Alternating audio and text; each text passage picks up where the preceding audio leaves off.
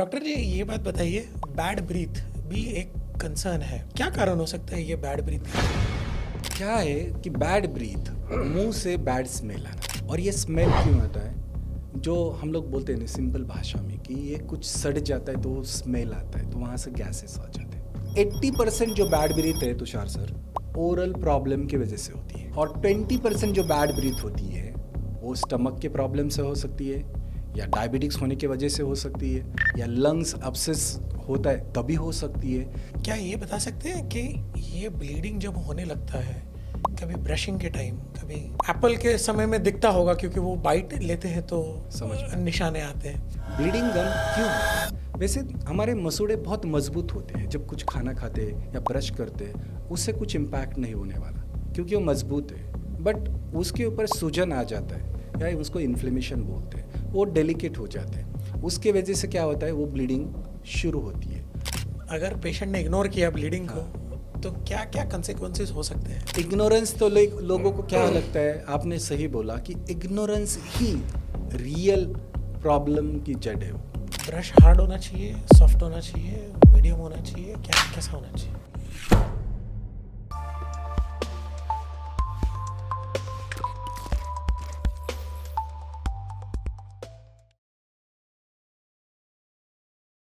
Welcome viewers to our channel podcast with Tushar Joge, जहां हम हर बार एक नए विषय को एक आई ओपनिंग, एक इंस्पायरिंग और एक अलग एंगल से लेके आते हैं आपके साथ। आज का जो विषय है वो है आपकी स्माइल। किसी को पसंद नहीं है अपनी स्माइल अच्छी ना हो। हर कोई अपने चेहरे पे इतना ज़्यादा ध्यान देता है, और ये स्माइल सबसे बढ़िया तब दिखती है जब हमारा डेंटल केयर, जो हमारे दांतों की रखाव जो है, जो दिखाव जो है वो जब अच्छा होता है। आज जो हमारे सामने हमारे साथ जो गेस्ट हैं वो एक पेरियोडोंटिस्ट है, ये स्माइल स्पेशलिस्ट है और ये इम्प्लांटोलॉजिस्ट भी है। इसका अर्थ ये है कि अगर आपके दांतों की स्माइल अगर आपको बेहतर बनानी हो तो इनके जैसे विशेषज्ञ आज आपको गाइड करेंगे। तो without any delay, help me welcome our guest speaker doctor Nagesh Dolare ji. Doctor ji, welcome to our show. आप कैसे हैं? नमस्कार, मैं बहुत अच्छा हूँ और थैंक यू। मुझे बहुत अच्छा लग रहा है आपके ये शो में आने की। Thank you. डॉक्टर जी, एक बात बताइए, आपने हमारी जब बात हो रही थी तो आपने कहा था कि कई लोगों को जब कुछ प्रॉब्लम्स होती है, जैसे बैक पेन है, माइग्रेन है या कोई सीरियस बीमारी है, उसका कॉज डेंटल में छुपा है। ये मुझे तो पहले मालूम नहीं था। ये क्या नया रिवॉल्यूशनरी है, जरा प्लीज़ बताइए। बहुत ही अच्छा आपने ये पहले शुरुआत में ये क्वेश्चन पूछा है, क्योंकि इसके बारे में लोगों को ज़्यादा पता नहीं होता। पहले तो लोग दांत ये अपने बॉडी का पार्ट है शायद भूल ही जाते हैं। हम्म। उनको लगता नहीं कि उतना इम्पोर्टेंस देना चाहिए, क्योंकि हम्म। हमारे दांत उनको लगता है कि यार 32 है, एक खराब हो गए तो क्या हो सकता है। जैसे बाकी हमारे बॉडी में बाकी एक या दो ऑर्गन है, वैसे दांत बहुत सारे हैं, तो इसलिए लोग ज़्यादा ध्यान नहीं देते। मगर दांत बस आजकल या उसकी कोई बीमारी हम्म। वो बस जॉ तक ही लिमिटेड नहीं है, हम्म। उसका इम्पैक्ट हमारे होल बॉडी पे हो सकता है। हम्म। जैसे आपने सवाल पूछा उससे रिलेटेड मैं आगे कहूँगा कि जैसे आपने बोला कि माइग्रेन है या नेक पेन है या बैक पेन है, ये डेफिनेटली ये डेंटल के प्रॉब्लम से रिलेटेड भी है। राइट। क्या वजह हो सकती है उसकी? हम्म। जैसे किसी को रात में जब सोते हैं तब क्लिंचिंग, यानी उसको ब्रुक्सिज्म हम लोग कहते हैं, अच्छा। दांतों का आवाज आता है सोते वक्त, तो बाजू वाला आपको बताएगा, आपको जो फैमिली मेंबर है वो आपको बताएगा। ग्राइंडिंग जैसा करते हैं। ग्राइंडिंग या ब्रुक्सिज्म यानी right. Grinding of the teeth होता है। हम्म। या फिर विजडम टूथ, हम्म। इम्पैक्टेड विजडम टूथ, वो सीधे नहीं आते तो कभी वो टेढ़े आ जाते, तो उसके वजह से भी हो सकता है। राइट। या गम्स की प्रॉब्लम की वजह से भी हो सकता है, या दांतों की अरेंजमेंट हमारी ठीक नहीं होती एक प्रॉपर वे से, तो भी उससे हो सकता है। आप बोलेंगे ये कैसे हो सकता है सर, दांतों का अरेंजमेंट और क्या? आप एक सिंपल सी बात समझ लेंगे तो आपको मैं जो बोल रहा हूँ वो समझ जाएगा। जैसे हमारा ये जॉ है, ये जॉ बस ये कान के सामने इधर जॉइंट है, जैसे हमारा नी जॉइंट होता है वैसे हमारा यहाँ भी एक जॉइंट है जिसको हम टेम्पोरोमैंडिबुलर जॉइंट बोलते हैं। और उस जॉइंट को यहाँ से मसल्स कनेक्टेड है, ये यहाँ से टेम्पोरलिस मसल ऐसे कनेक्टेड है। जैसे हम झूला करते हैं ना, तो वो एंगल में वैसा होता है, और जब वो जॉ बंद हो जाता है तब वो दांतों के ऊपर रेस्ट करता है। आप अभी समझ रहे होंगे कि दांत ठीक नहीं है तो जॉ ठीक से बंद नहीं होगा, तो वो जो मसल है ना तो मिस अलाइनमेंट हो जाएंगे, तो उसका पेन हमें यहाँ महसूस होता है। राइट। तो हम लोग एक बार उसको दांतों को ठीक से करेंगे तो ये प्रॉब्लम सॉल्व हो सकती हमारी बातों में पहले शुरू होने से पहले आपने बताया था कि कुछ सीरियस बीमारी भी डेंटल कॉज का कारण बन सकती है। थोड़ी कुछ एग्जांपल दे सकते हैं? ऑब्वियसली एक मैं बात यही इससे रिलेटेड कहूँगा कि ये सीरियस मतलब क्या होता है कि हमारे पास एक फीमेल पेशेंट आई थी, हम्म, उसके मिस्टर हमारे पेशेंट थे, हस्बैंड पेशेंट थे, हम्म, और उनका ऐसा एक नेक पेन था, ऐसा शार्प पेन होता था। तो बहुत बार वो फीमेल पेशेंट घर पे अपने मेड से या बाई से वो पूरा मसाज करवाती थी, कोई रिलीफ नहीं मिल रहा था, बहुत दिन से चल रहा था, बहुत हॉस्पिटल में दिखाया उन्होंने। उसके बाद में एक बार उनके मिस्टर ने बोला कि एक बार हमारे जो डॉक्टर है उनको दिखाई, वो लेके आए।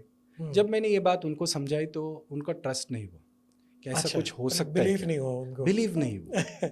वो चले गए एक एक्सपर्ट डॉक्टर के पास, डीएम न्यूरोलॉजिस्ट के पास चले गए। 2 महीने से उन्होंने ट्रीटमेंट लिया, कोई रिलीफ नहीं मिला।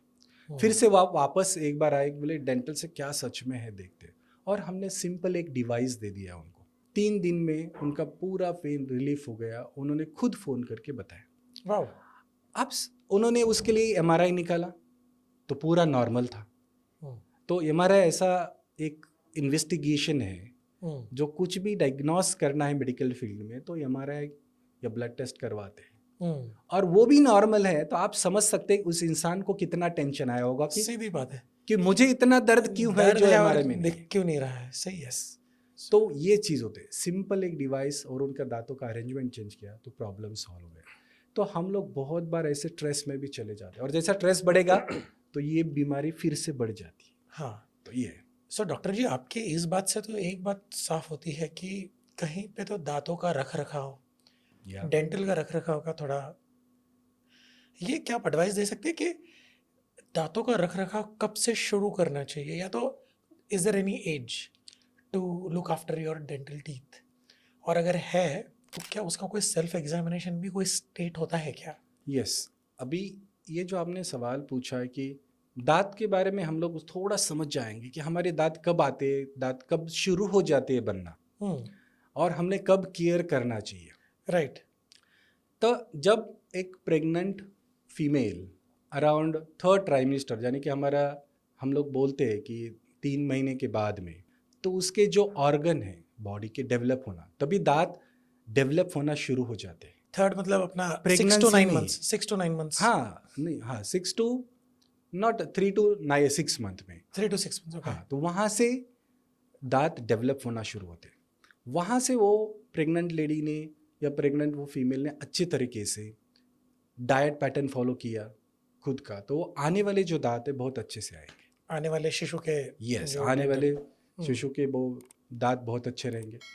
और जब वो डिलीवर हो जाती है as the age of 6 month, वो बेबी को दांत आना शुरू हो जाते हैं।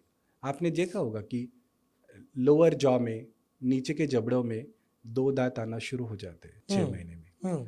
और तुषार जी, मैं यही बोलना चाहता हूँ, तब से उस मदर ने उस शिशु के जब फीड करती है तब वो दांत एक वेट क्लॉथ लेके वो दांत क्लीन करना चाहिए आफ्टर फीडिंग। राइट। तब से वो केयर करना बहुत ज़रूरी है। So right from the age of 6 months अगर डेंटल की केयर करना शुरू करते हैं, यस, तो over a period of time जब बड़े होते हैं तो जो हेल्थ के रिलेटेड जो रिस्क डेंटल के कारण से हो सकते हैं वो नहीं आएंगे।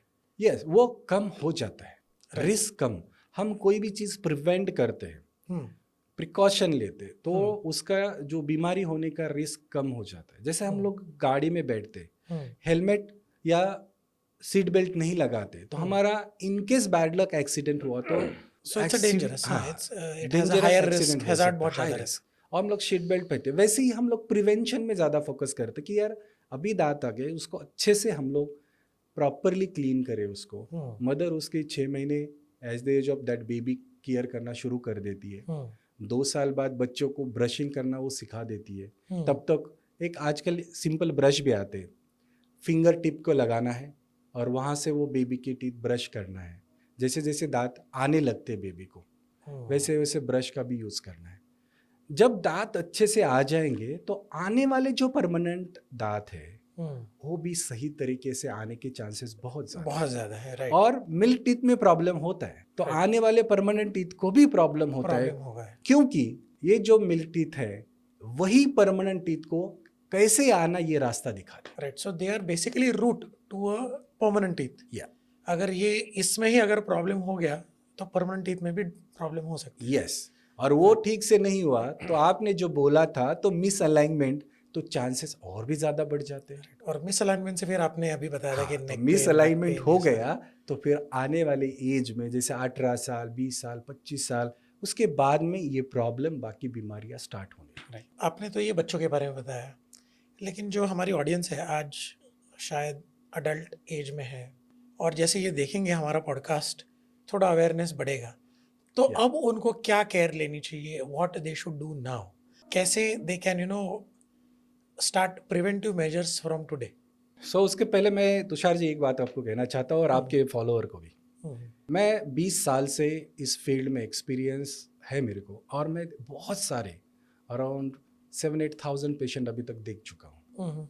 बट इसमें मेरे को एक बात हमेशा एक पेशेंट मेरे को सवाल पूछता है, सर हम ब्रश तो बहुत अच्छा खरीद लेते हैं, टूथपेस्ट अच्छा खरीद लेते हैं, तो भी हमारे दांत खराब क्यों? तो तुषार जी मैं आपको ये बताना चाहता हूँ कि क्या होता है, आप अच्छा क्वालिटी का ले रहे बट कैसा टूथ ब्रशिंग मेथड यूज कर रहे application is the key area, type of हैं, एप्लीकेशन। कहाँ सीखा आपने? हाँ, बहुत बार लोग हो सकते हैं कि बोलते हैं कि मैं पेरेंट्स से सीखा हूँ, कोई न्यूज़ से सीखा हूँ, क्या वो सही तरीका है? तो आप डेंटिस्ट से उनको पूछेंगे कि डॉक्टर हमें सही तरीका टूथ ब्रशिंग का बता दीजिए, तो वो ब्रश करना सिखाएंगे और वो सीखेंगे आप, तो डेफिनेटली आपके दांत बहुत अच्छे रहेंगे। वाह। दूसरा और एक मैं बात बता देता हूँ, जैसे आपने यंग एज की बात ही की है, आज मैं 20 साल पहले जब प्रैक्टिस करता था तो लोगों के दांतों में, कोई हम लोग दांत को कट करते हैं कैप लगाने के लिए, तो वो दांतों में बहुत स्ट्रेंथ थी, राइट, मजबूती थी, तो हमें कट करने के लिए भी बहुत एफर्ट्स लगते थे। राइट। बट आज के जनरेशन में हम लोग देखते हैं वो स्ट्रेंथ कहीं तो कम हो चुका है। ओह, तो डाइट वो की फैक्टर है उसके लिए। तो आप कौन सा डाइट लेते हो? आप रिफाइंड फूड लेते हो या कुकीज या बिस्किट, मतलब आज के लोग वो खाना खाते हैं जो अपने जबान को अच्छा लगता है, मगर शरीर के लिए बनानी हो। या तो खाना हमारे शरीर का फ्यूल है, वो एनर्जी है, तो उस लेवल का खाना हमने खाना शुरू करना चाहिए। दांत ही क्या, आपका पूरा शरीर तंदुरुस्त रहेगा। डॉक्टर जी आपको एक बात बताऊं, हमारे चैनल पे कई सारे हेल्थ रिलेटेड अलग अलग विषयों के एक्सपर्ट्स आए, हर किसी ने ये बात कॉमन कही है, अगर हेल्थ को अच्छा रखना है, सब कुछ सही चाहिए, डाइट परफेक्ट। तो मतलब ये डाइट इतना अभी इम्पोर्टेंस प्ले कर रहा है, लेकिन फिर भी लोगों में उसका अवेयरनेस, और I think there is an ignorance कि भाई चलो छोड़ो ना, अभी तो कुछ हुआ नहीं है, जब होगा तब देखा जाएगा, अभी तो खा के मज़े करो। I think that is the, but सही कहा आपने, कुकीज़ वगैरह इसकी बात कही आपने। डॉक्टर जी एक बात बताइए, आज के ज़माने में कॉमन कंसर्न हमने सबसे ज़्यादा देखा है, एक है गम डिसीज़ देखे हैं, फिर कई लोग कैविटीज़ के बारे में कंप्लेन ज़्यादा करते हैं, दांतों में फंसना, गैप्स हो जाना, तो क्या इज़ इट ट्रू, ये केसेस एक्चुअली ऐसे हैं या it is just few of us that we experience that things are like that? बहुत ही अच्छा पॉइंट है कि डेंटिस्ट्री में आप देखेंगे, आपने जो 2 डिसीजेस या बीमारी बोली वही कॉमन है। ओके, एक तो पहला डेंटल कैविटी, हम लोग उसको डेंटल केरीज बोलते और लेमन लोग उसको कैविटी बोलते, और दूसरा गम्स प्रॉब्लम्स, यानी कि ब्लीडिंग गम्स होना, सिंपल भाषा में मसूड़े से खून आना, फिर आप ब्रश करते हो या फिर पापड़ या एप्पल खाते हो तभी खून आता है, तो वो चीज़ होती है। तो ये 2 ऐसी बीमारी है। अब दोनों का एक रीज़न है, एक तो ओरल हाइजीन अच्छे से नहीं रखा जाता। हम लोग करते ब्रशिंग बट सही तरीके से नहीं करते, या जितना टाइम तक करना चाहिए उतना टाइम तक नहीं करते, या फिर हमारा जो डाइट है, जो हमारा खान पान है, वो शायद ठीक नहीं है, वो जो रिफाइन है। क्या होता है, एक मैं आपको बहुत ही इंपॉर्टेंट बात बताता हूँ। हम जो खाना खाते हैं ना, वो भी एक फिजियोलॉजिकल यानी कि नेचुरल क्लीनिंग मेथड है दांतों की। Is it? नेचुरल। ओके, आप सोच के देखिए, हमारा जो खाना है वो फाइब्रस फूड हो, फाइब्रस, ओके। हाँ, तो वो ऑटोमेटिकली वो क्लीन करेगा। मगर वही हमारा रिफाइंड फूड हो जो दांतों को स्टक हो जाता है, फिर आपको तो पता है वो कौन से फूड है जो दांतों में स्टक हो जाते हैं, वही दांतों में प्रॉब्लम क्रिएट करते हैं। राइट। उसकी वजह से क्लीनिंग नहीं होता, क्लीनिंग नहीं हुआ तो टार्टर जम जाता है, टार्टर जम हुआ तो उसको प्लाक डिपॉजिट होता है, और प्लाक में बहुत सारे बैक्टीरिया होते हैं। इसीलिए तो सही तरीके से ब्रशिंग करना बहुत ज़रूरी है। हम ब्रशिंग करते मतलब करते क्या है, हम प्लाक को रिमूव करते या उसको डिसलॉज करते या उसको डिस्टर्ब करते, क्योंकि वो जो बैक्टीरिया होते वो डिस्टर्ब हो जाए और आगे 24 आवर्स तक, मतलब हमने एक बार ब्रश किया ना तो 24 आवर्स में भी फिर से करना चाहिए। इसलिए बोलते कि 24 आवर्स में दिन में एटलीस्ट 1 या 2 बार आप ब्रश करिए जो प्लाक को डिस्टर्ब करे। डॉक्टर जी, आपने दो बातें कही थी, एक तो समय और ब्लीडिंग। हाँ, तो कितने मिनट, कोई टाइम होता है ब्रशिंग करने का? आइडियली हम लोग देखा जाए जो बहुत बार कोई रिसर्च हो जाता है तो हम लोग बोलते हैं 2 या 3 मिनट्स ब्रश करना चाहिए। बट आजकल आप लोगों की लाइफस्टाइल देखेंगे, सुबह उठते ही वो मोबाइल देखते या टीवी लगाते, राइट।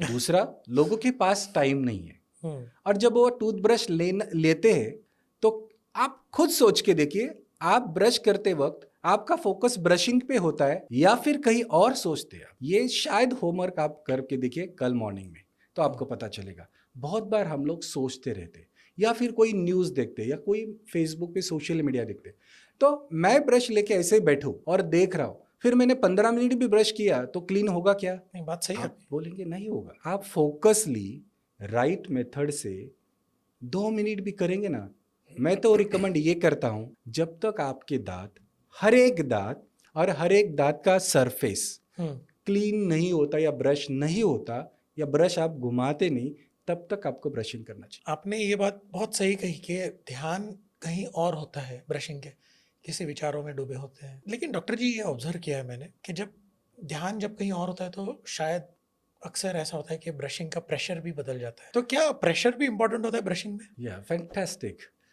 क्या होता है, प्रेशर भी उतना ही इंपॉर्टेंट है। ये प्रेशर क्यों होता है ब्रशिंग के टाइम, कितना प्रेशर देना चाहिए?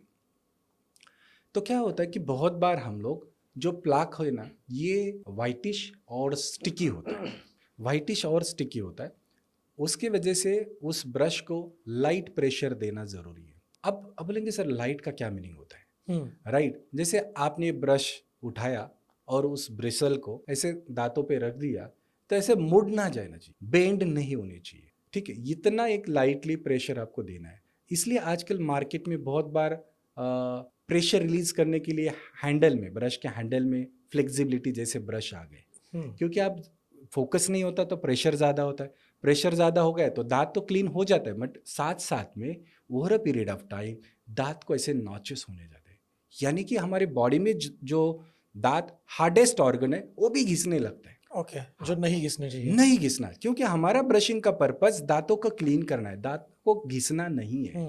तो इसलिए वो टाइप के ब्रश भी यूज़ करना चाहिए, और हम लोग थोड़ा फोकसली करेंगे तो ब्रश से प्रॉपर प्रेशर भी रहेगा और दांत भी क्लीन हो जाएंगे और दांत को घिसेंगे भी नहीं। ब्रशिंग वाली टेक्निक पे आएंगे थोड़े डिटेल में टुवर्ड्स द एंड, ताकि ये जो कई सारे जो रॉन्ग प्रैक्टिसेस है वो एज अ समरी में थोड़े will cover that up for audience. Doctor ji, आपने ब्लीडिंग के बारे में बात कही थी, गम्स के ब्लीडिंग।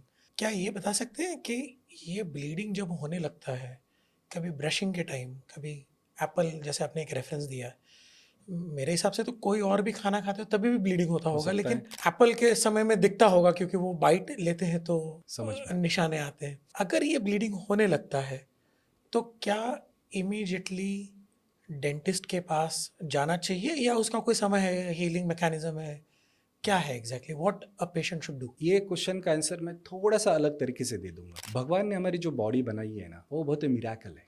उसके अंदर हीलिंग पावर बहुत है, वो खुद हील कर दी।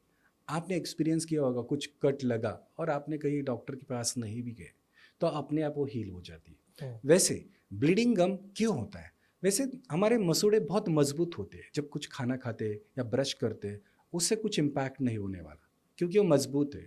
बट उसके ऊपर सूजन आ जाता है या उसको इन्फ्लेमेशन बोलते हैं, वो डेलिकेट हो जाते हैं।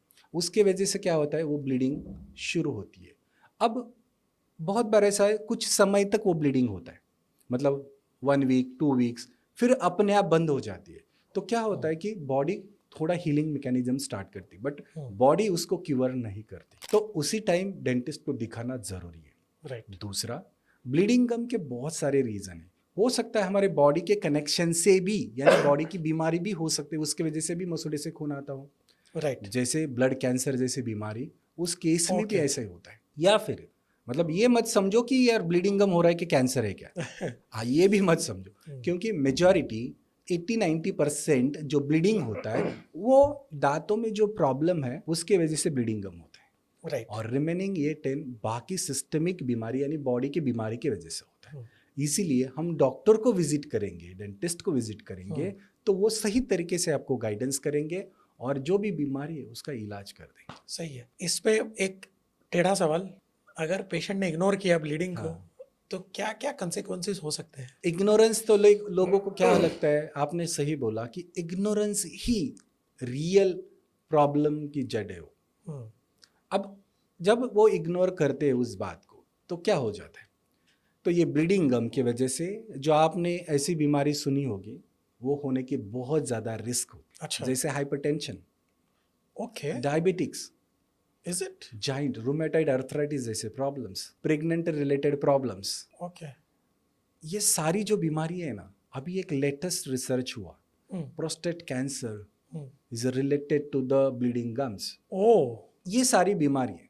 आप मुझे बता दीजिए कि यार ब्लीडिंग गम तो ट्रीटमेंट हो सकती है, मानिए कि क्योर हो जाता है, क्योरेबल है वो, बट ये ब्लीडिंग गम से एक बार डायबिटिक्स हुआ तो आपने कभी सुना है कि उसने जो मेडिसिन शुरू किया वो बंद हो जाती है? कभी नहीं। कभी बंद हो वो जाती है, जिंदगी भर के लिए लग गया या It's a तभी package. मेडिसिन बंद हो जाती है जब वो इस दुनिया को छोड़ के चला जाता है। तो ऐसी बीमारी का हम लोग शिकार बनने की रिस्क बन जाते हैं। इसीलिए इसका इम्पैक्ट बहुत ज़्यादा है, तो हम लोग उसको इग्नोरेंस ना करें। और वो थोड़े टाइम तक बंद भी हो जाएगा, फिर से शुरू होने वाला है। ये डिसीज़ की क्वालिटी है, ये बीमारी की क्वालिटी है। वो बीमारी ऐसी ही है, कुछ दिन शुरू हो जाती है, फिर हमें लगता है जाना चाहिए और हम लोग नहीं जाते, और फिर से वो बंद हो जाती है कि हम लोग बोलते हैं अभी क्यों जाना, फिर अगले महीने में सेम प्रॉब्लम। तो ऐसा वीविंग पैटर्न चलता रहता है उसका। इसलिए उसको नेग्लेक्ट ना करें। हो सकता है ब्लीडिंग गम्स बस दांतों का प्रॉब्लम है और उसके वजह से डायबिटिक्स या हाइपरटेंशन जैसी बीमारी हो गई, तो फिर आप सोच सकते कि कितना महंगा हो सकता है आपको, पॉकेट के लिए भी और आपके हेल्थ के लिए भी। फिर वो ज़्यादा बार जाएंगे डॉक्टर के पास, फिर और दोस्ती हो जाएगी डॉक्टर से। डॉक्टर जी ये बात बताइए, कॉमन जैसे कॉजेस की बात कर रहे हैं, बैड ब्रीथ भी एक कंसर्न है।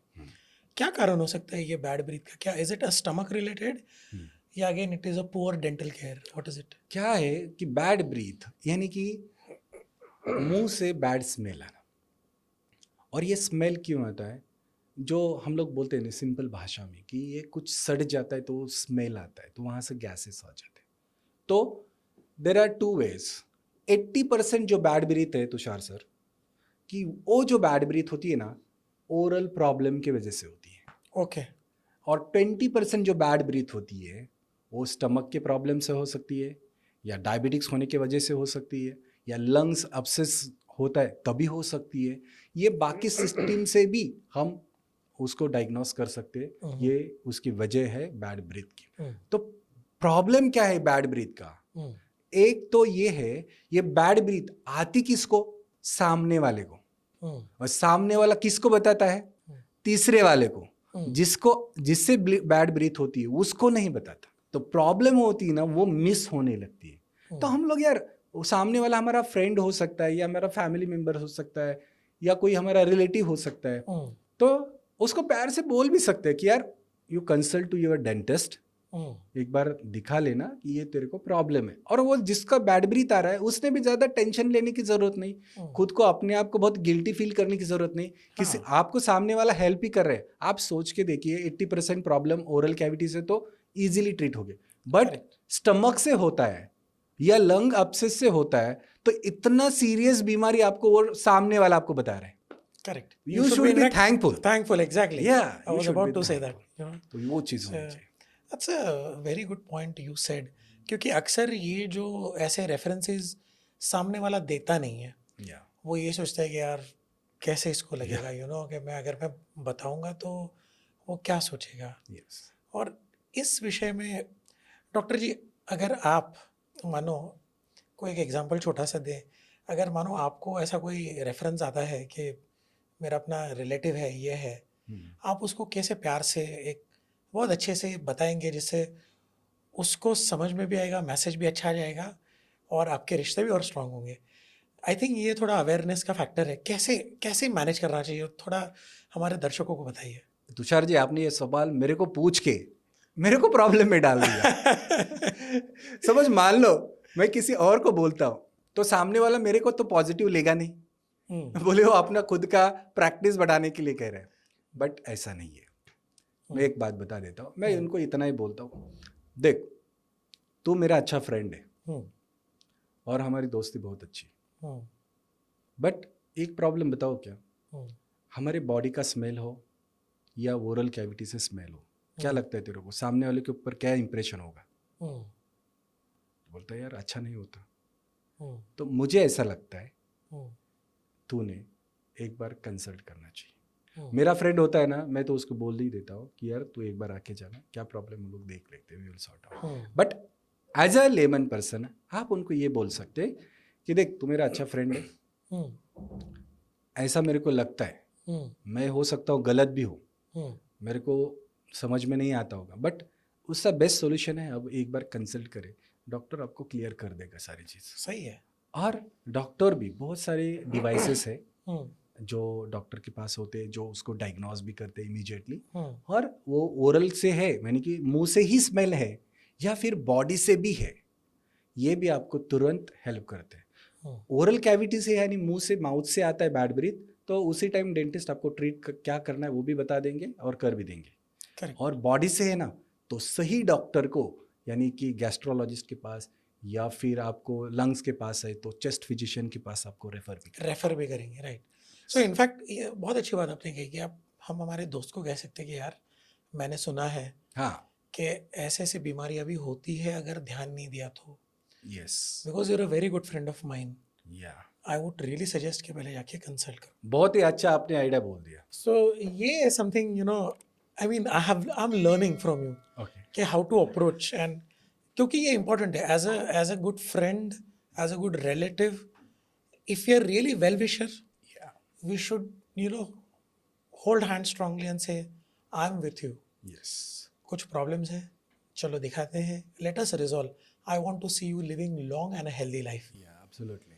सो आई थिंक ऐसा कहने से कहीं किसी को बुरा अपने नहीं, ही लोग अपने ही सोचते हैं ऐसा। Correct correct. तो आपको कोई बोल भी दिया तो उसका बुरा नहीं मानना। हाँ, हाँ। और जो कहना चाह रहा है वो भी अच्छे से कह सकता है। I am so thankful to you know for this. Doctor ji एक बात बताइए, ये मैंने काफ़ी सुना है लोगों से, डेंटल इश्यूज बढ़ गए फिर बाद में ओरल अल्सर हो गया।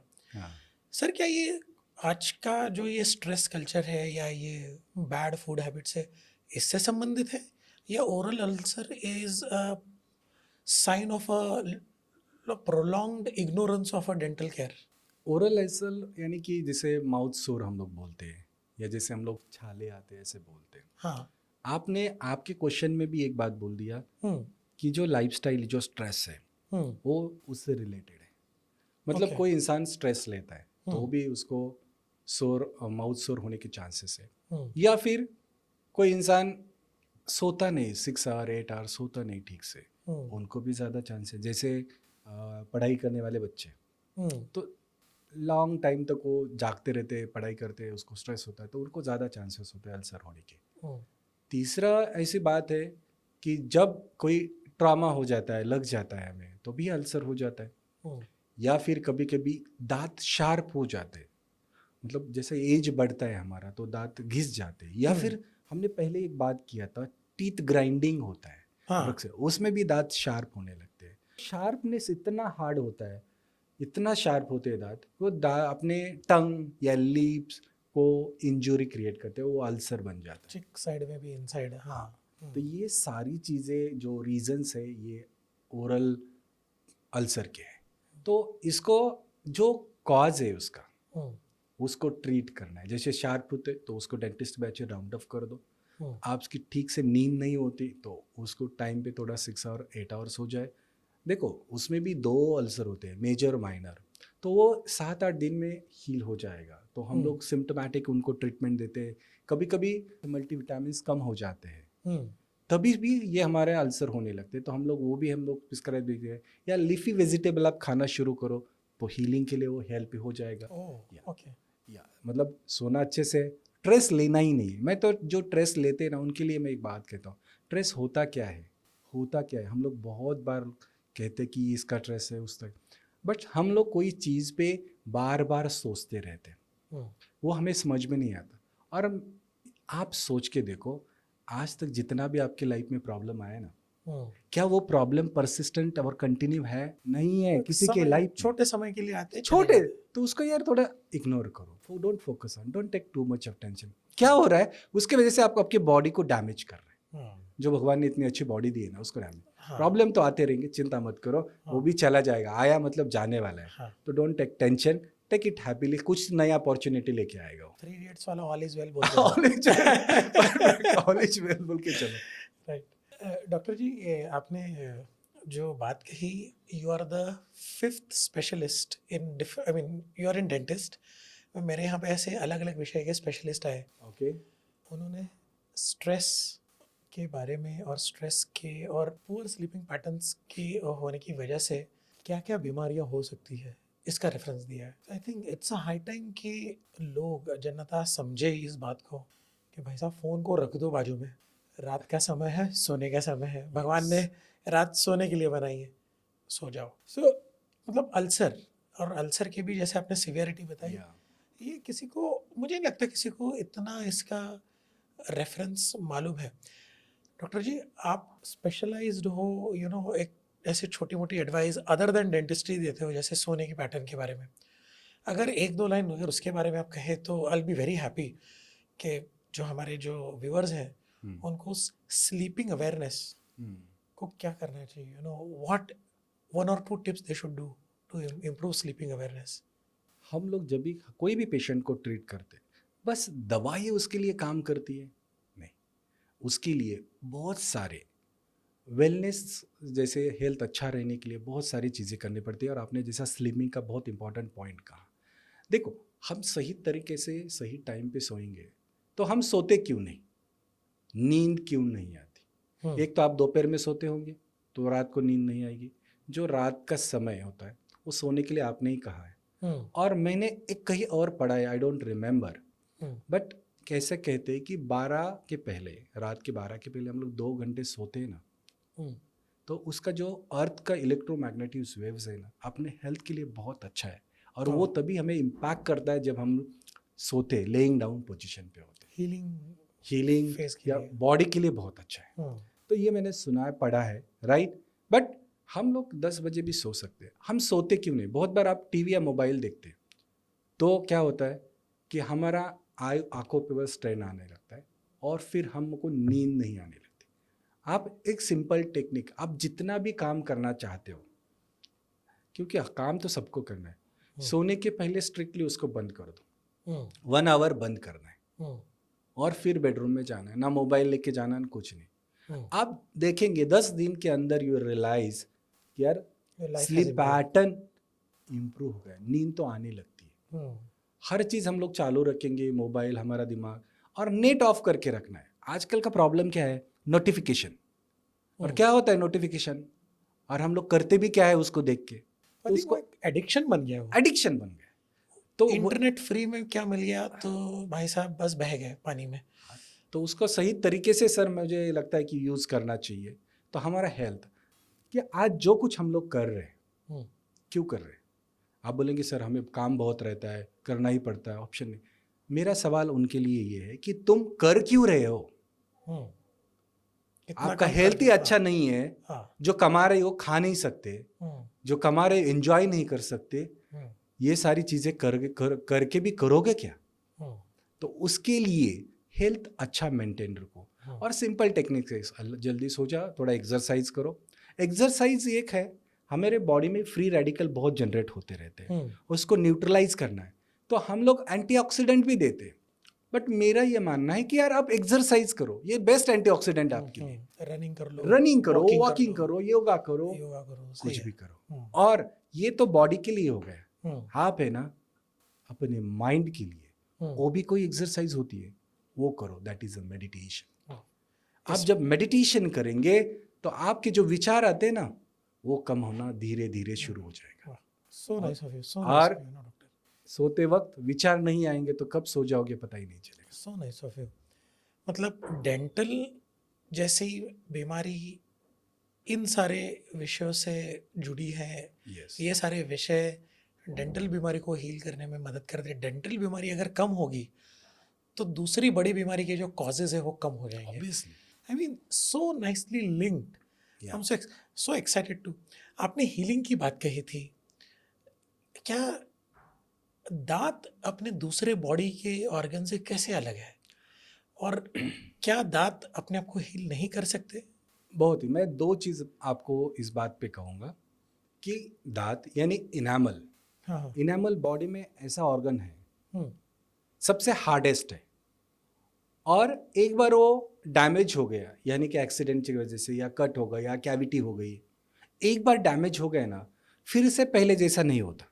हम्म, जैसे ये स्किन है, ये कट हो गई, वो हील हो जाती है, आपको भी पता है। बट आपने कभी सुना है किसी का दांत टूटा है और अपने आप ऐसे हो गया? नहीं। ये मेजर डिफरेंस है दांत और हमारी बाकी की बॉडी में। तो इसलिए आप सोच के देखो, वो रीजनरेट नहीं होता, यानी पहले जैसा खुद नहीं हील होता, तो हमने केयर उसका कितना लेना चाहिए। और दूसरा, हम बहुत बार क्या होता है कि हम डेंटिस्ट लोग क्या करते हैं, उसको बस रिपेयर कर देते हैं। तो वो सारी चीज़ें हैं, ये दांत ऐसा हमारा डिफरेंस होता है। दूसरा, बहुत बार डेंटिस्ट्री में मेडिसिन बहुत कम दिए जाते हैं, क्योंकि सपोज मान लो ये दांतों में 3 लेयर होते हैं, एक ऊपर इनामल होता है, दूसरा डेंटिन होता है, और अंदर पल्प यानी कि नस और खून सप्लाई, ब्लड सप्लाई और नर्व सप्लाई होता है। अब ऊपर की लेयर पे कैविटी हो गया, आप कुछ भी मेडिसिन दे दो, वो मेडिसिन वो खून उधर तक पहुंचने नहीं वाला, तो मेडिसिन का कोई रोल नहीं है। वो सेकंड इंपॉर्टेंट पॉइंट है सर, कि कैसा डिफरेंशिएट है। इसलिए आपको कैविटी लगाना तो डेंटिस्ट से उसको वो रिमूव करना चाहिए या फ्लोराइड एप्लीकेशन से ट्रीट करना चाहिए, तो वो उधर ही वो बीमारी रुक जाएगी, मेडिसिन से ट्रीट नहीं होगी। तो इसलिए डेंटिस्ट में आप देखेंगे तो कोई मेडिकल बिल बहुत बड़ा नहीं होता, बहुत ही कम 400-500 रुपए के मेडिसिन लगते हैं, बट एक्चुअली डेंटिस्ट लोग ज़्यादा ट्रीटमेंट करना पड़ता है। तो ये मेजर डिफरेंस है। एक तो एंटीबायोटिक डायरेक्टली इफेक्ट नहीं करता, और एक बार दांत डैमेज हो गया ना, फिर से वो पहले जैसा हील नहीं होता या रीजनरेट नहीं होता, उसको हम लोग रिपेयर कर देते हैं। इसलिए उसका केयर करना बहुत ज़रूरी है।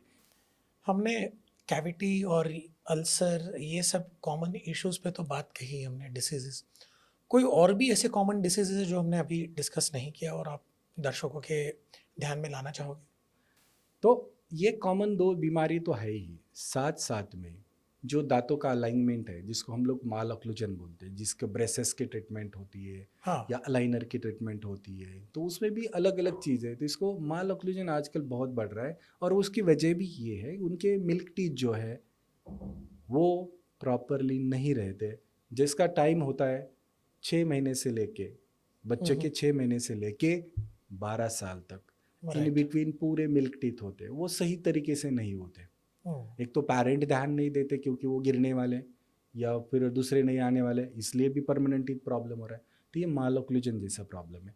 बहुत बार ऐसा है कि कॉस्मेटिक, आज हम जिस मॉडर्न लाइफस्टाइल में जी रहे हैं सब लोग, तो क्या होता है कि हमारा फर्स्ट इम्प्रेशन बहुत मैटर करता है। कि हम लोग कहीं इंटरव्यू के लिए जाते तो उसको देखा जाता है कि हाउ यू लुक, उसका क्या फर्स्ट इम्प्रेशन है, क्या मतलब कॉन्फिडेंस उसका, ये सारी चीज़ें दिखाई देती है। तो बहुत बार ब्लैक गम्स होते हैं, वो जब स्माइल करता है तो ब्लैक गम्स दिखाई देते हैं, तो उसको भी कहीं ना कहीं लो सेल्फ इस्टीम डेवलप होने लगता है, कॉन्फिडेंस लो होने लगता है उसका। तो ऐसे कुछ बीमारी है नहीं, बट लाइफस्टाइल के हिसाब से ये प्रोसीजर करना भी उतना ही ज़रूरी है। और जब हम लोग कॉन्फिडेंट होते, हैप्पी हो जाते, तो नेचुरली हमारे बॉडी में भी गुड हार्मोन सिक्रेट होने लगते। Its impact on whole body. जैसे मैं आपको एक एग्जांपल बताता हूँ, कोई आप प्रोग्राम में जाते हो और एक अच्छा आपको जो फेवरेट, आपको जो फिटिंग वाला ड्रेस पहनते हैं, तो क्या आपका कॉन्फिडेंस कैसा होता है? इवन आपका वॉक भी चेंज हो जाता है, स्टाइल चेंज होता है। इंसान तो वही है, बट ये सारी चीज़ें सब, यही कुछ ऐसे डेंटल प्रोसीजर जो आपका कॉन्फिडेंस बढ़ाएगी, आपको हैप्पीनेस क्रिएट करेगी। करेक्ट करेक्ट डॉक्टर जी। और हमने अनहेल्दी फूड के बारे में तो बात कही, उसका एक रेफरेंस तो मिला, रिफाइंड फूड वगैरह, इसका तो रेफरेंस मिल गया। क्या आप दर्शकों को ये बताएंगे कि हेल्दी फूड कौन सा है जो न्यूट्रिशन, जो दांतों को सही रखेगा?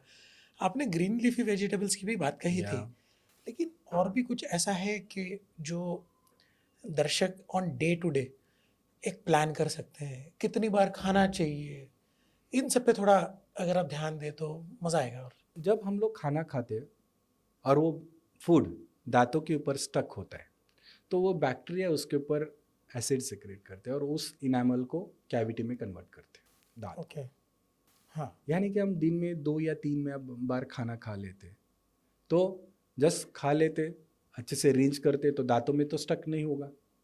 तो जो बैक्टीरिया है उसके लिए वो फूड या शुगर नहीं मिलेगा, तो कैविटी होने के चांसेस बहुत कम है। यानी कि फ्रिक्वेंसी ऑफ फूड, कितने दिन में खाओगे, 2-3 टाइम में, दिन इतना ही टाइम में खाना है। जैसे ब्रेकफास्ट करते हो, लंच करते हो, डिनर करते हो। दूसरा आप बोलेंगे सर बच्चों के लिए क्या करना है?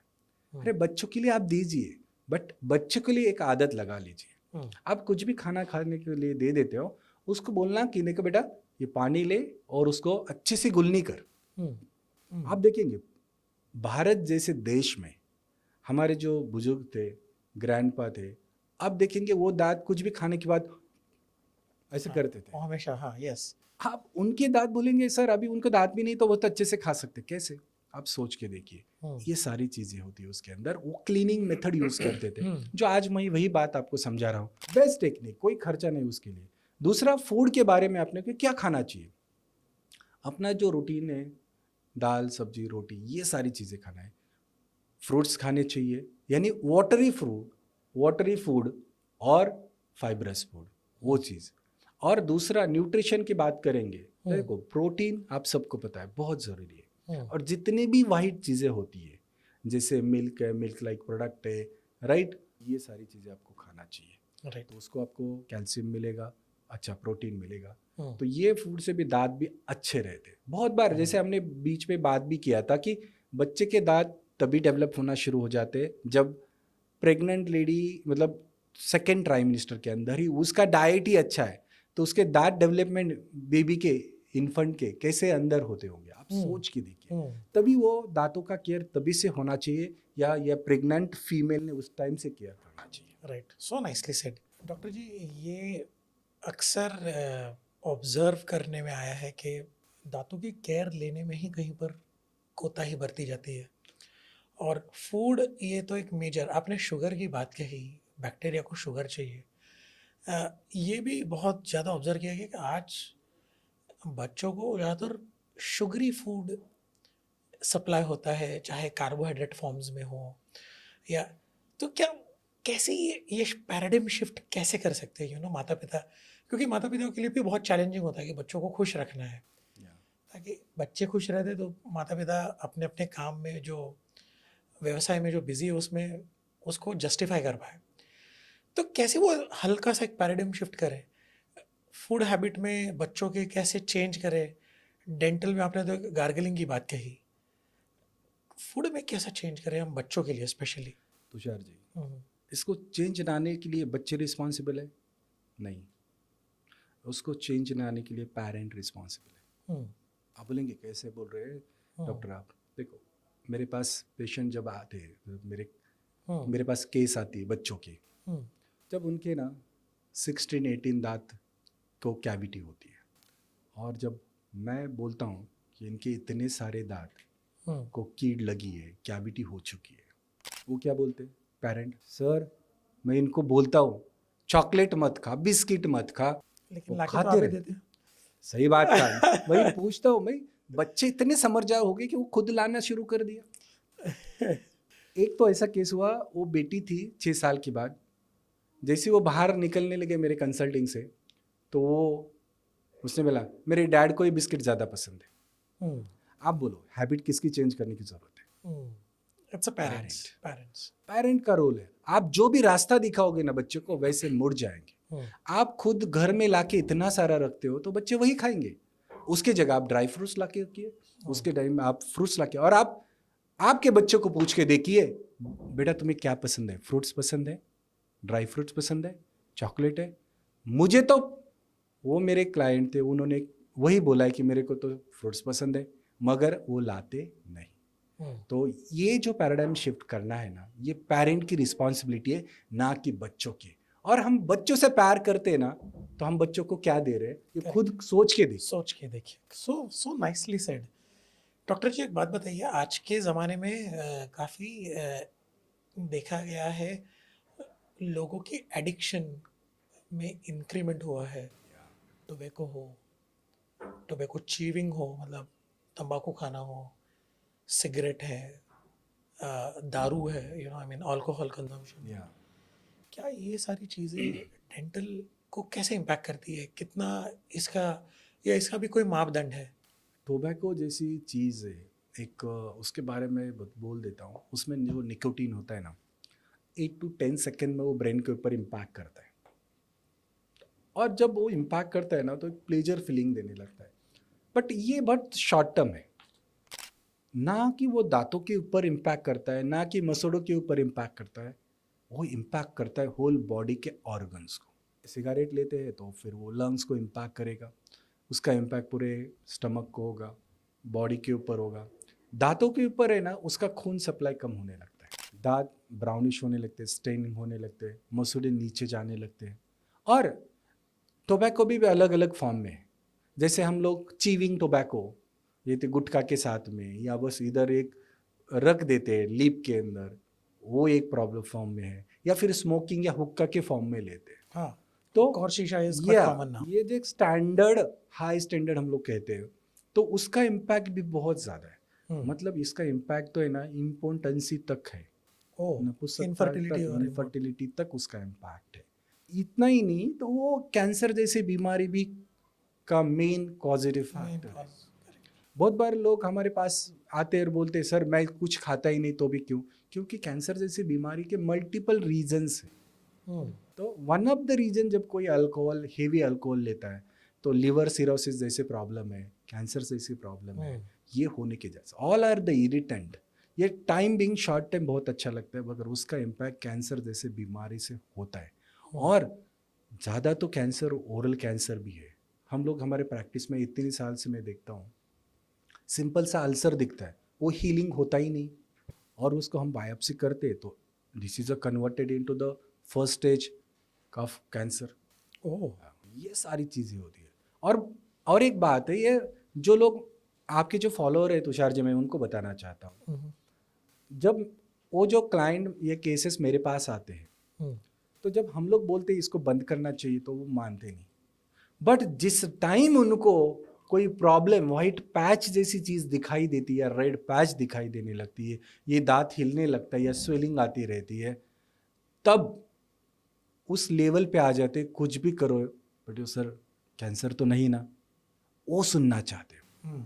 तो मेरे को पहले इग्नोरेंस था। यस, तो मैं वही बोल रहा हूँ, प्रॉब्लम कैंसर किससे होगा मैं भी नहीं बता सकता, ना कोई और ऑन्कोलॉजिस्ट भी नहीं बताएगा कि कैंसर इसकी वजह से आपको हो जाएगा नहीं हो जाएगा, क्योंकि उसका बहुत लंबा लिस्ट है।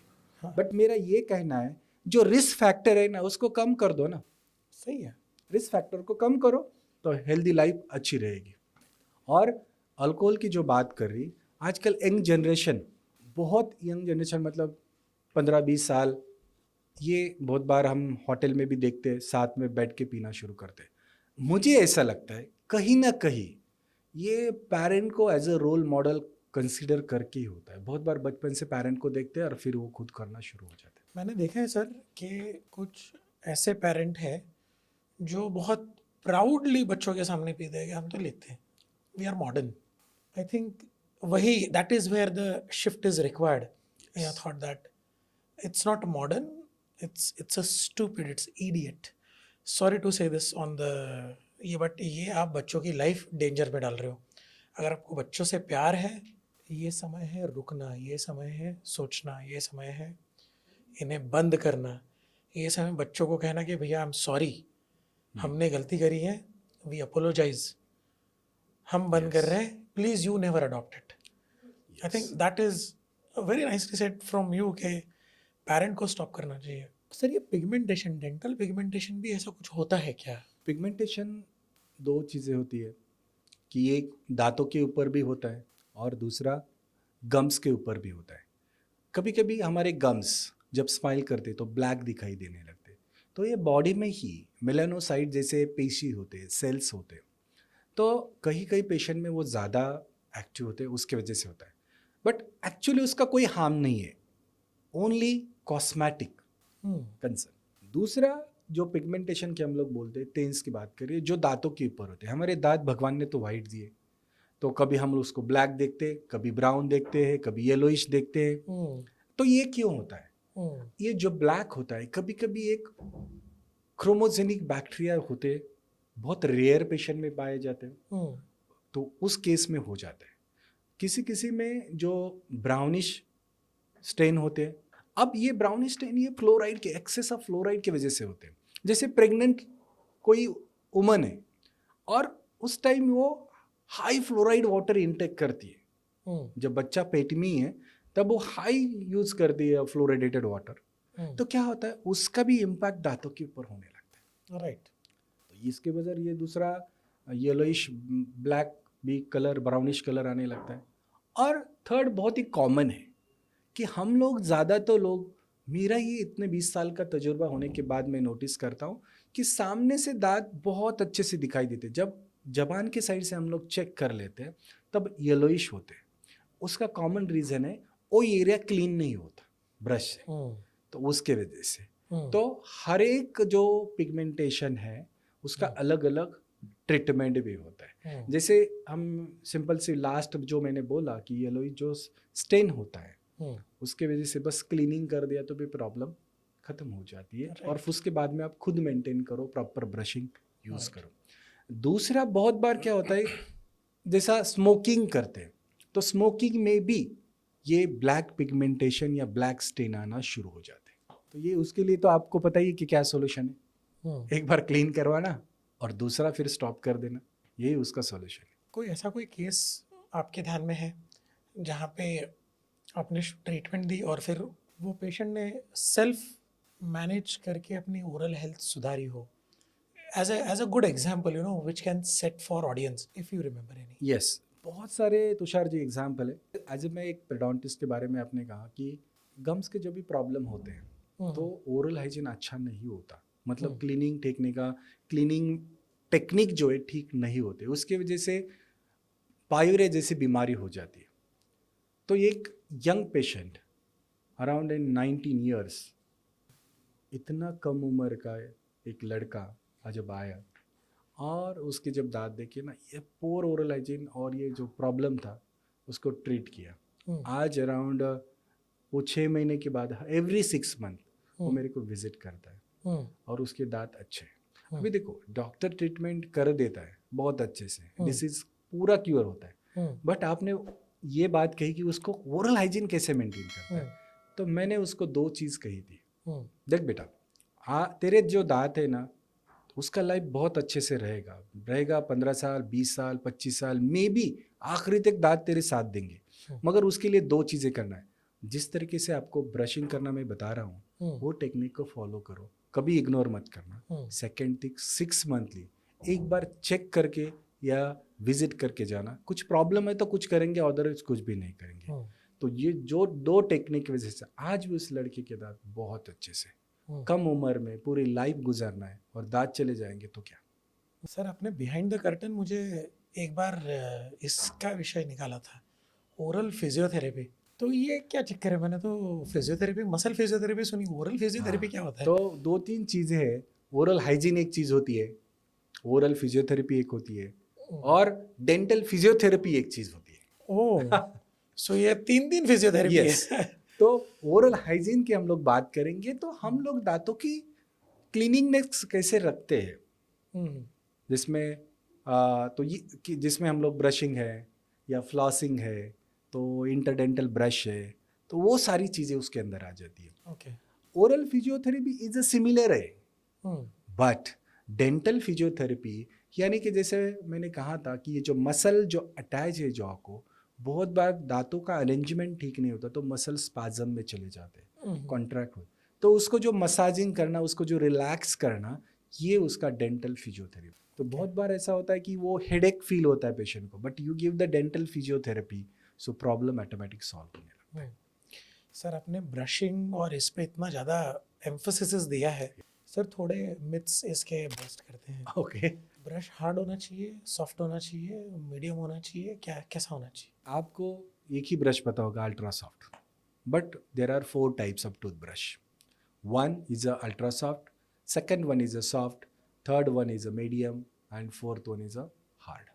अब इस बनाने के पीछे भी कोई वजह है। जो अल्ट्रा सॉफ्ट होते हैं, जब हम लोग ऑपरेशन करते हैं ओरल कैविटी में, तब हम लोग उसको अल्ट्रा सॉफ्ट रिकमेंड करते हैं। हम्म, ब्रश जब हम लोग ऑपरेशन करते, सर्जरी करते तब। बट सॉफ्ट ब्रश वैसे बच्चों को दे दो, उनके लिए सॉफ्ट ब्रश यूज़ करो, या कुछ ट्रीटमेंट चल रहा है आपका, उसी टाइम आप सॉफ्ट ब्रश यूज़ करो, या फिर जैसा मैं जनरल रिकमेंड करता हूँ कि medium type generally brush use करना चाहिए, सॉफ्ट या मीडियम। आप प्रेशर ज़्यादा नहीं देते तो medium type of brush is very good. Otherwise आप प्रेशर से ब्रश करने की आदत है, आप बोलेंगे सर प्रेशर से का मीनिंग क्या होता है ब्रश के टाइम? सिंपल एक टेक्निक बता देता हूँ कि आपका ब्रश 1 महीने के अंदर बदलने का टाइम आ जाता है, तो इसका मतलब आप प्रेशर बहुत ज़्यादा दे रहे हैं ब्रशिंग के टाइम में, और आपका साल भर भी ब्रश खराब नहीं होता, उसके ब्रिसल्स ऐसे फ्रे आउट नहीं होते। इसका मतलब आपके दांत खराब हो सकते मगर ब्रश एज इट इज़ रहेगा। उसके अंदर आपका प्रेशर बहुत ज़्यादा होता है ब्रशिंग करते वक्त। और हार्ड ब्रश जो है ना, हम लोग उन्हीं को रिकमेंड करते हैं जो टोबैको च्यूअर होते हैं, गुटखा च्यूअर होते हैं, उनके लिए ये ब्रश रिकमेंड करते हैं। Right. तो इस तरीके के ये 4 ब्रश यूज़ करना चाहिए। आज के ज़माने में मार्केट में ब्रश की टेक्नोलॉजी के फॉर्म में भी मिल रहे हैं, जैसे इलेक्ट्रिक ब्रश है, ये है, क्या वो यूज़फुल है, क्या वो लेने चाहिए या उसके भी कोई नुकसान है? इसको इलेक्ट्रिक या मोटर टूथब्रश हम लोग बोलते हैं। हम्म, ये बहुत अच्छे है। हम लोग जनरली जो फिज़िकली चैलेंज या स्पेशली किड्स होते हैं उनके लिए, या बच्चों के लिए, या जो एजेड लोग हैं वो कर नहीं सकते, तो उनके लिए हम लोग रिकमेंड करते हैं। बट नॉर्मल हेल्दी लोग भी करते हैं तो उसमें कोई प्रॉब्लम नहीं, क्योंकि वो तो बहुत मशीन है, तो मशीन से भी अच्छा ही होने वाला है, तो उसका इफेक्टिवनेस उतना ही अच्छा है। बट उसका एक टेक्निक सही तरीके से करो। टेक्निक गलत होगा तो क्या होता है कि वो गम्स को हर्ट कर देता है, थोड़ा ईजा हो जाती है, तो उतना थोड़ा सा प्रिकॉशन लीजिए, बाद में आप वो ब्रश कर सकते हैं। दूसरा और एक चीज़ आई है, क्योंकि डेंटिस्ट्री में अवेयरनेस बहुत आ चुका है, लोग समझने लगे कि डेंटल ट्रीटमेंट कितना इम्पोर्टेंट है, कि बॉडी से क्या कनेक्टेड है, समझते हो। बट बहुत बार वो कैप लगवा लेते हैं, हम लोग डेंटल इम्प्लांट्स लगाते हैं उसके ऊपर, तो क्या होता है कि बहुत बार ब्रशिंग, टूथ ब्रशिंग रेगुलर यानी मैनुअल इनफ नहीं है। इसके लिए वाटर फ्लॉसर आजकल मार्केट में जो फोर्सफुली वाटर इंजेक्ट करता है, तो वो भी क्लीन करने के लिए बहुत यूजफुल है। लेकिन ऐसे मिसकंसेप्शन है सर कि आई डोंट नो ये मिसकंसेप्शन है कि नहीं, ऐसे सुना गया है कि जो इलेक्ट्रिक ब्रश होते हैं उनका रेगुलर उपयोग से दांत के ऊपर का जो एक प्रोटेक्टिव लेयर होता है जिसकी वजह से कलर जो बना रहता है नेचुरल, वो धीरे धीरे वो कम होके फिर वो येलोइश कन्वर्ट होता है। इसलिए वो कुछ जगह पे ऐसे कुछ डेंटिस्ट कहते हैं कि इलेक्ट्रिक ब्रश इतने ज़्यादा यूज़ नहीं करने चाहिए या इसकी यूज़ की इतनी आवश्यकता नहीं है। तो इसलिए मैंने पहले बोला कि दीज आर द ब्रश, ये जो ब्रश है वो स्पेशली बच्चों के या इनके लिए स्पेशल जिनको राइट। बट हम भी सही तरीके से यूज़ करेंगे तो कोई प्रॉब्लम नहीं हो सकता। आजकल आपको पता है, जब मोबाइल में ऐप है, हम लोग ब्रश करते हैं, कौन सा एरिया क्लीन नहीं हुआ हमें मोबाइल के ऐप में दिखाई देने लगता है, हाँ। इतने तक टेक्नोलॉजी पहुंची है, हम्म, तो वो भी हम लोग यूज़ कर सकते हैं। जैसे आपने बोला कि ऊपर का लेयर वाइट चला जाता है और फिर येलो लेयर दिखता है, तो मैं वही स्ट्रक्चर में की बात करूंगा। ऊपर इनामल जो होता है वो वाइटिश ही होता है, हम्म, दूसरा जो डेंटिन होता है वो सेकेंड लेयर होता है, वो जो येलोइश होता है, और अंदर रेड होता है। हम्म, जब ऊपर का लेयर वेयर आउट होता है तो ये ऑब्वियसली दिखने वाला है। हम्म, मतलब क्या हो रहा है, ऊपर का प्रोटीन वेयर ऑफ हो रहा है। correct. ये चीज़ हम लोग हाई प्रेशर ब्रशिंग के टाइम यूज़ भी करते हैं, मैनुअल ब्रश, तो भी ऐसा हो सकता है। इसीलिए हमें वो प्रेशर कंट्रोल करना या सही तरीके से ब्रश करके सीखना लेना बहुत ज़रूरी ये अच्छी बात आपने कही कि it's the way of application is more important, technologies are there to help. है। या doctor ji, mouth wash, toothpaste, इनका भी अपना एक इम्पोर्टेंस है, राइट। लेकिन लोग अक्सर इसका एप्लीकेशन में हमेशा कंफ्यूज होते हैं कि कब क्या करना चाहिए. कई जगह पे डेंटिस्ट एडवाइस करते हैं कि इस समय में ये माउथ वॉश कर लो या ऐसा कर लो, लेकिन आमतौर पर क्या माउथ वॉश यूज़ करना चाहिए? बहुत सारे जगह कैसा आता है कि जैसे आपने माउथ वॉश और टूथपेस्ट की बात की, मैं पहले पॉइंट पे आऊँगा कि टूथपेस्ट के। हम्म, मेरे को भी बहुत सारे मेरे केसेस में लोग मेरे को पूछते कि सर अभी आपने तो इतना ट्रीटमेंट किया, अच्छा टूथपेस्ट दे दो। हम्म, मैं इनको यही कहता हूँ, अच्छा कोई टूथपेस्ट होता नहीं, हम्म, हर एक का एक डिटर्जेंट एक्शन होता है। ब्रशिंग करना ही अच्छा है, हम्म, डिटर्जेंट एक्शन टूथपेस्ट का काम है। तो हम्म, आप मुझे बताइए कौन सा टूथपेस्ट में फोमिंग होता नहीं? हम्म, आप बोलेंगे सर सब में होता है, तो कौन सा अच्छा है? तो आपको तो आंसर पता चला, सभी टूथपेस्ट अच्छे हैं।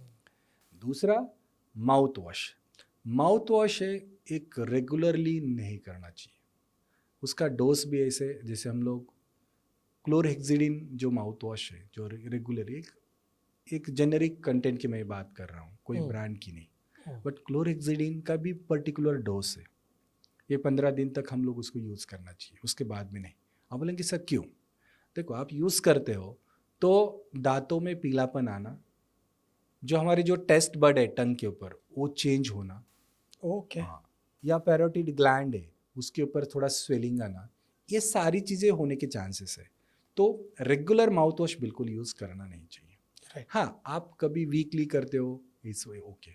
आप एक बात समझ लो कि आपको ये सारी चीज़ क्यों करना है, प्लाक को रिमूव करने के लिए, और मैकेनिकली आप अच्छे से ब्रश करते हो सुबह और शाम में सोने से पहले, तो भी दांत अच्छा रहेगा, प्लाक रहेगा नहीं, तो आपको माउथ वॉश की ज़रूरत क्या पड़ेगी इतना। तो ये चीज़ आपको ध्यान देना है। डॉक्टर जी, एक बात बताइए, ये अक्सर देखा गया है बाहर जब होटल में खाना खाने जाते हैं तो टूथपिक अवेलेबल होता है, तो लोग उठा लेते हैं और फिर वो डायरेक्टली अप्लाई करना शुरू करते हैं. यस, क्या is it an good practice और इट हैज अ रिस्क?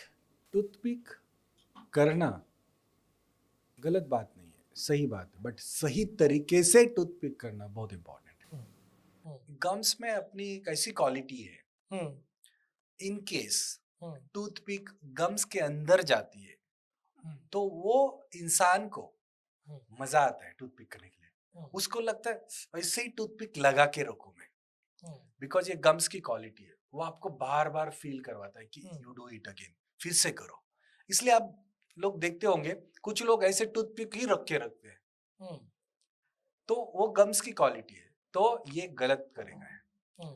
आप टूथपिक जब करोगे ना, तब कैसे करें, गम्स के ऊपर, जैसे लोअर जॉ में नीचे के दांतों में हम लोग करते हैं टूथपिक, उसका जो टिप होता है वो ऊपर की डायरेक्शन में होना चाहिए। हमें जो फंसा हुआ फूड है ना उसको रिमूव करना है। जब ऊपर के दांतों में करते हैं तब जो नीचे की डायरेक्शन में टिप होना चाहिए टूथपिक का, उस तरीके से।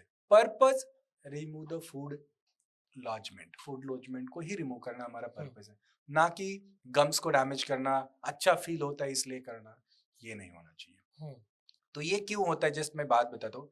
कभी दांतों में गैप होता है ना थोड़ा, हो तब होता है, या फिर दो दांत के बीच में कैविटी आती है ना तब होता है। तो कॉमन ये जो रीजन है, गैप होता है तो आप रिमूव करो, बट कैविटी है ना तो डेंटिस्ट से वो फील करवा के लीजिए, तो ये प्रॉब्लम सॉल्व हो जाएगा। तो वाह, गलत तरीके से मत करो, टूथपिक करना सही है। सो नाइसली सेड. टूथपिक क्योंकि इतनी कॉमन प्रैक्टिस है and everywhere it is available so Yes. Badly. Doctor ji, जाने से पहले आज अगर हम अगर आप हमारे दर्शकों को कुछ सेल्फ एग्जामिनेशन टेक्निक सिखाएं और कुछ एक बढ़िया से टिप्स कुछ दे दें। आपके साथ डिस्कस करने तो बहुत सारा विषय है, लेकिन आपके समय की पाबंदी को ध्यान में रख के अगर आप हमारे दर्शकों को थोड़ा guidance of self examination and great tips to save their lives. तो मैं आपको ये बताना चाहता हूँ कि जो दांत है हमारे, एक बार ब्रेक हो गया तो फिर से नहीं आने वाला, ये बात हमेशा याद रखो। रिपेयर नहीं होगा, रिपेयर होगा, हील नहीं होगा। तो वो ऐसी चीजें डैमेज हो गई तो ठीक नहीं होती। इसके लिए उस हिसाब से ध्यान में रख के आप उस दांतों की केयर करना शुरू करो।